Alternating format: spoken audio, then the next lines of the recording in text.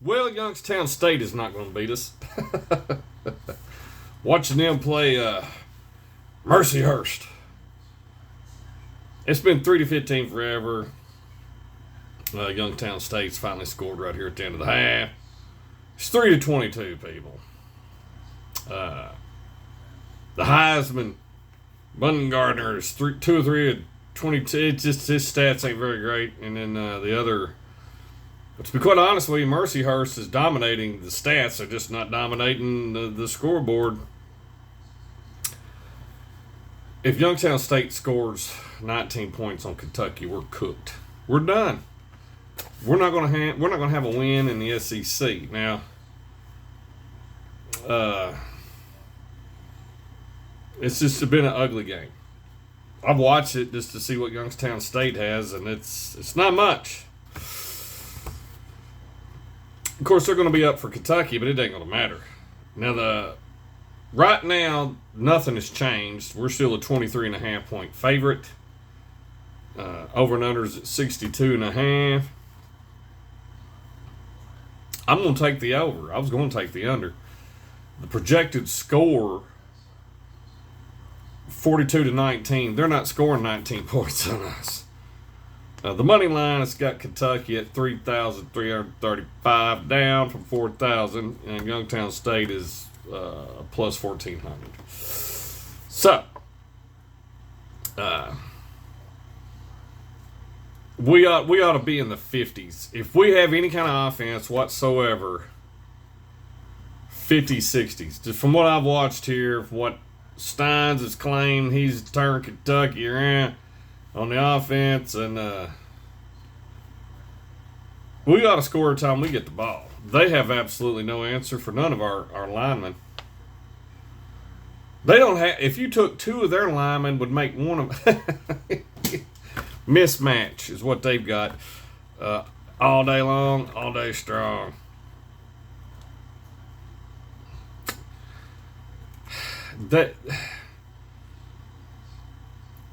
They should not score a touchdown. They should not score a touchdown. Unless it's some sort of fluke, go for the ball and he misses and the receiver actually catches it and runs it in, or a busted play or something. But, I mean, they should not score a touchdown. And we ought to be in the 50s, 60s. There you have it. I mean, that's just what I've watched. And UK Wildcats Wire. It's hard to be a Kentucky fan. It really is. They come out with this article. DJ Miller's our dark horse for our best offense. No kidding. All of our receivers are hurt. Do you have an epiphany? Where'd you? Brilliant. Why didn't I think of that? Yeah, we've got Miller. It's Miller time. Unbelievable. But at least this nonsense is coming to an end. I won't have to deal with too many more reading articles. You don't have any choices in this state. You got to read this crap. And they don't know what to do, so they're just putting that garbage out. Yes, everybody's hurt. We know this. Miller, that's your dark horse for being our. He's our. What other choices you got? Everybody's banged up. Oh, it just. I really need a beeper to go off like Buford T. Justice. Beep beep beep. Home. My God, the articles that Kentucky comes up with on these, it's terrible. Mercyhurst is ranked 5th out of 8th, and that's projected. That's their ceiling. Projected to finish 5th out of 8th in their conference, NEC, Northeast Conference. I really expected Youngstown State just to blow them out. I mean, it is 3-22. Don't get me wrong, but the stats, we're going to crush them. I mean, you're on upset alert. Speaking of an upset, the Reds play the Cubs tomorrow at 1:20 p.m. We're 19.5 games back, fixing to move on to 20. The Tennessee Titans are bragging about winning a practice. What? What? What are y'all doing, man? They've literally got on there and started bragging about what all they did in practice, about how they dominated. We dominated. Cornell Tate scored 8 touchdowns. Wandale Robinson got rocked, and he's on concussion protocol. Not a good look. It's pretty cheap hit, I thought, but 53-man roster coming to a head.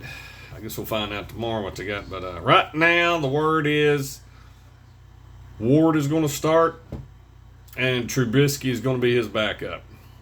Levis will be cut. Hooker will be released with the possibility to return to the practice squad. Titans are in serious trouble, people. I think Hooker's your best quarterback, and Trubisky, Levis is right there, and Ward's probably dead last.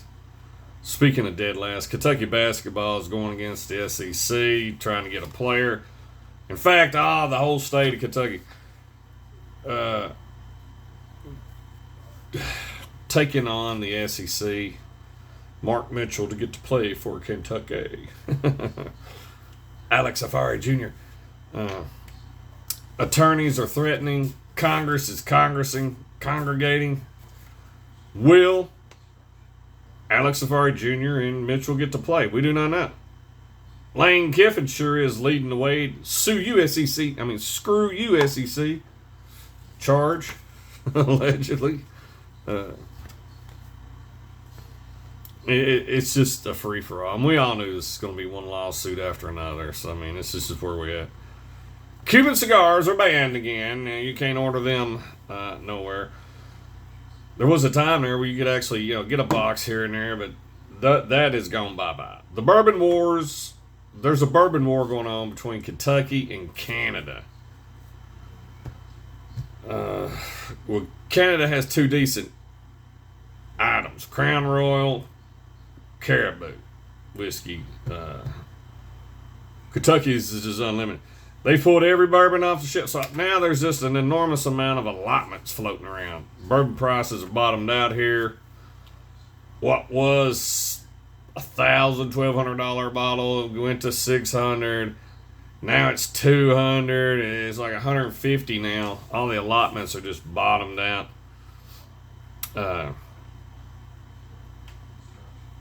Cigars and bourbon, apparently. And Kentucky's known for both. We're a tobacco state.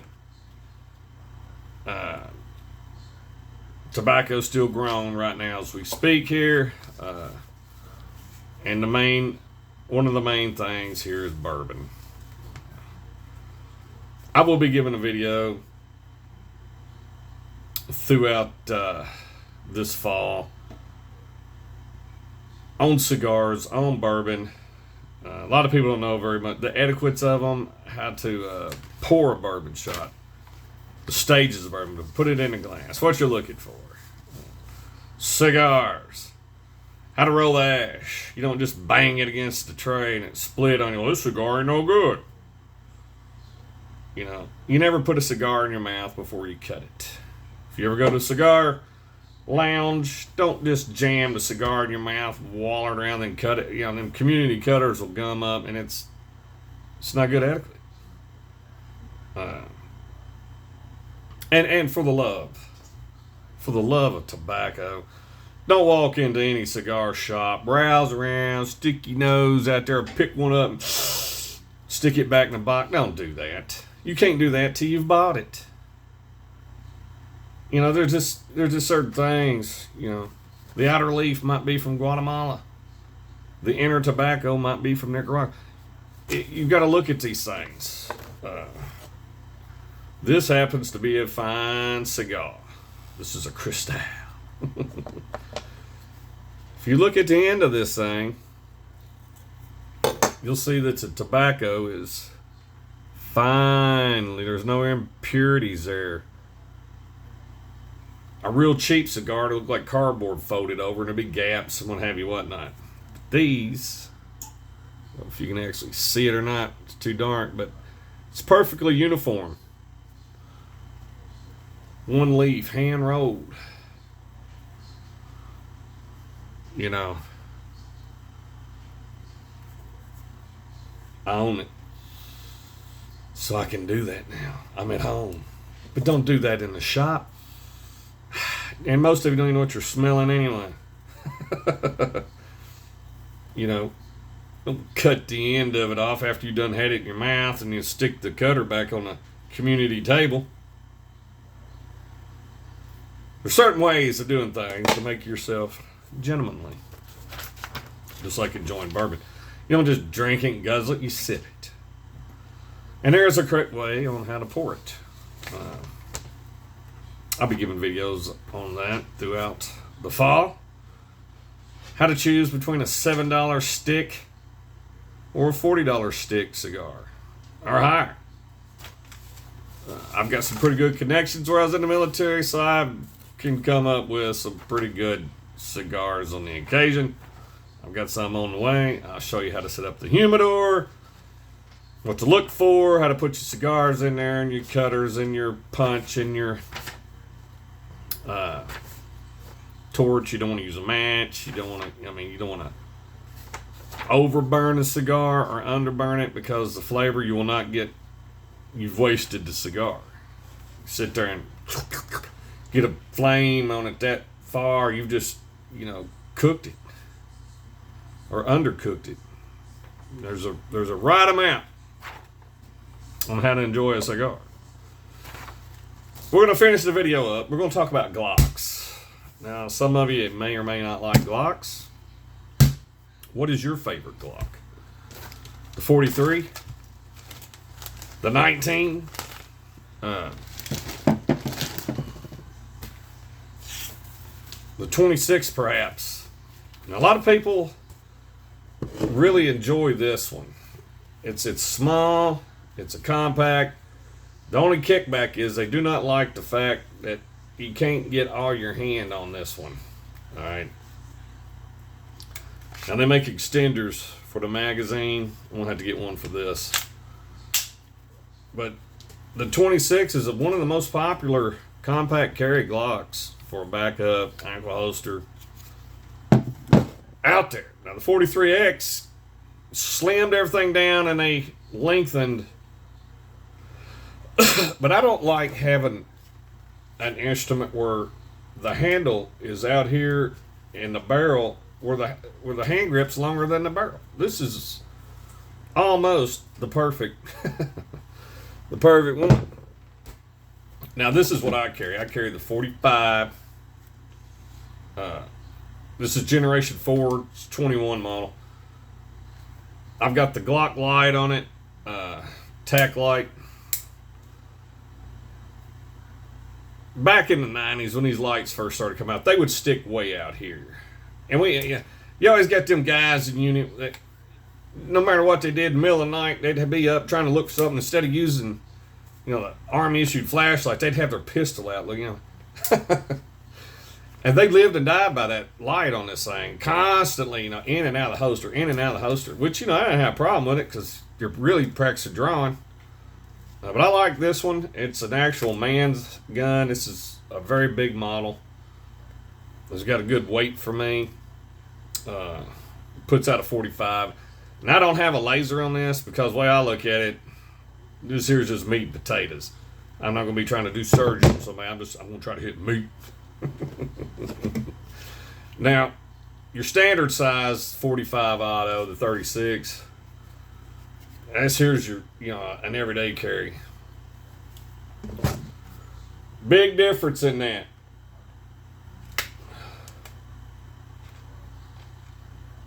Huge. So, if you're going to, I guess, but these are the two I carry, the 245s. The primary and my backup.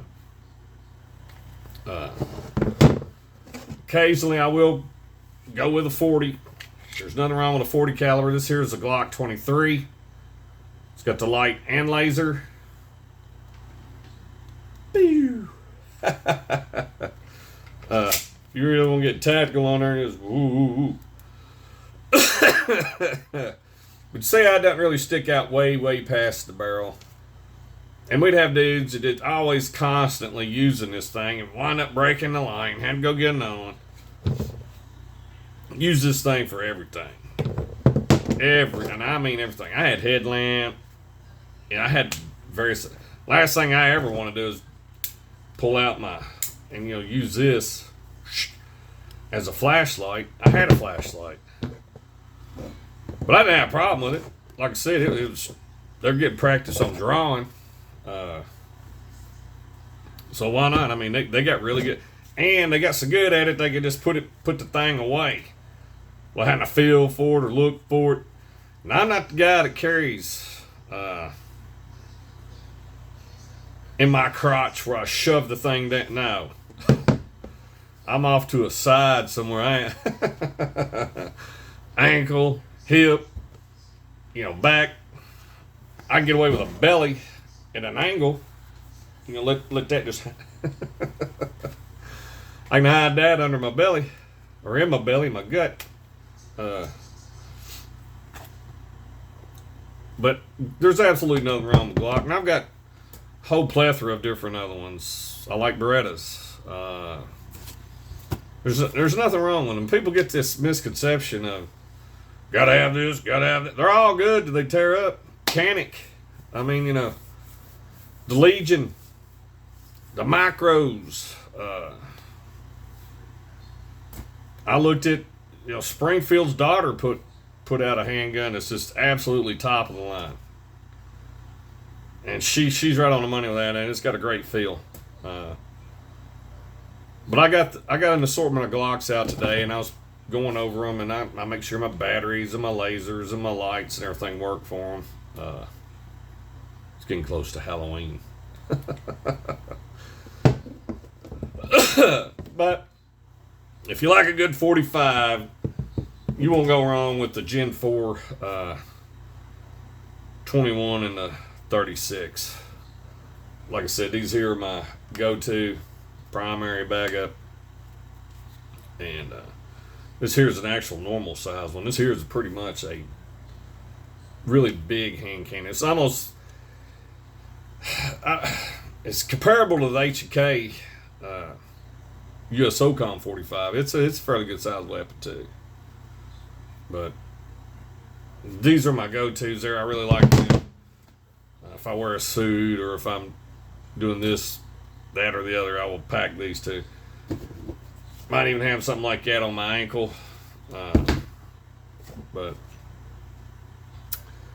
it's all what you like. It's all your flavors. So what have we learned? Well, I feel pretty good right now that we're going to win.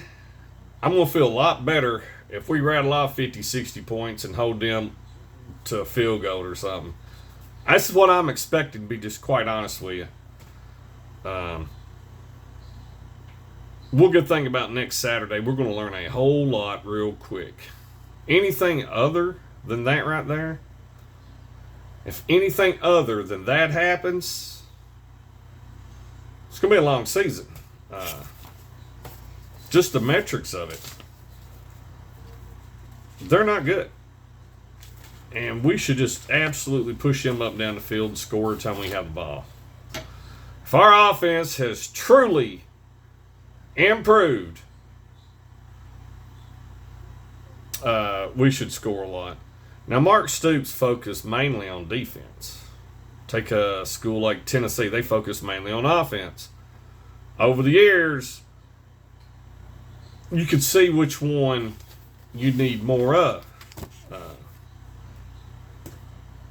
In this day and age that we live in, Tennessee focuses primarily on. And congratulations on getting your suspended player time reduced down to whatever, Tennessee, man. He come back, he got to sit out one game now, whatever. Why? It wouldn't even bother me if he didn't even sit out.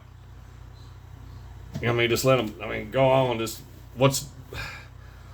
That's for another topic, another day. But nevertheless, let the guy play. I don't care. Nobody. If you're going to do whatever you want to, then it's going to do that. Don't even set him out. I ain't got a problem with it. Just go ahead and let him play. But Tennessee focuses on offense. I think that's what, the way South Carolina appears they're going. Most schools are going the offensive route because that's just where we're at. And Stoops, he was really good there for a while, but it's a dinosaur philosophy. All right. I think once you've coached somewhere long enough, you find, like Stoops, he coached long enough to coach and be a hero, and he stayed there way past the time he should have left and wound up seeing himself the villain. We'll quote Batman. If we have truly turned the page, I fully expect an absolute dominating performance Saturday. And it would really make me feel confident if we score in the 60s. And why hadn't we been doing that against these smaller FCS teams? Well, Stoops was primarily defense. He didn't really focus on offense not a whole lot. And our defense just didn't. They'd get one or two scores, but they didn't really generate. So I'm getting at, as opposed to offense scoring 28 points was our ceiling. So when the offense scores 21, defense gets a score. You're 29 and then they score like 17, so it doesn't look good. So everything is supposed to be turned around now. We're supposed to be an offensive geared team, and that's what I'm expecting. High offense. And there's absolutely no way that team I've watched, Youngstown State, not taking anything away from you, we're just an SEC school, you're not. We're just bigger, faster, stronger in every position. We ought to totally dominate next Saturday. And everybody that had Kentucky on upset alert.